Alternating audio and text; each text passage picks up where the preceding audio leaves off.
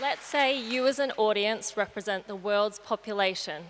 If I split you down the middle, then you to my right represent the half the world's population at risk of getting malaria. I'm sorry, but 1 in 15 of you will fall sick with malaria this year. And if it's not you this year, it could be you the next. Actually, you could get malaria over 40 times in your life, but that's only if you make it to your 5th birthday. Because of malaria, almost 500,000 kids per year don't make it to the age of 5. Left side, well, in reality, we are all very lucky to sit on the left side of the room, and we don't know what malaria feels like. So imagine the flu. You're bedridden with fever, muscle aches, splitting pain. That's the start of malaria, and it gets worse. You will start to fall in and out of consciousness as billions of malaria parasites invade and then destroy your red blood cells from the inside out.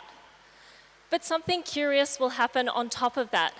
Your healthy red blood cells will also begin to die. These are red blood cells that malaria parasites have never even touched, and yet they still die. And as they die, you might die. This massive loss of red blood cells frequently kills malaria patients. I am fascinated by how malaria parasites can kill cells they don't even touch. And I study this by listening. You see, cells don't need to physically touch each other to communicate. They can have conversations with one another by releasing and taking up small chemicals. So in my PhD, I've tuned in to the conversation between malaria parasites and healthy red blood cells to decode exactly what malaria parasites are saying that kills red blood cells. I've been able to record this conversation by extracting the small chemicals that malaria parasites secrete and then identifying them by matching them to libraries of known chemicals.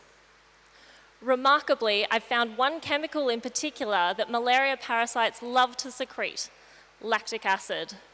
And now I'm trying to investigate whether it's this one chemical that is taken up by red blood cells that ultimately causes them to die, and in turn causes malaria patients to die. Once I've confirmed this, I'd like to look for something that can chemically gag malaria parasites to stop them saying lactic acid and stop them killing red blood cells.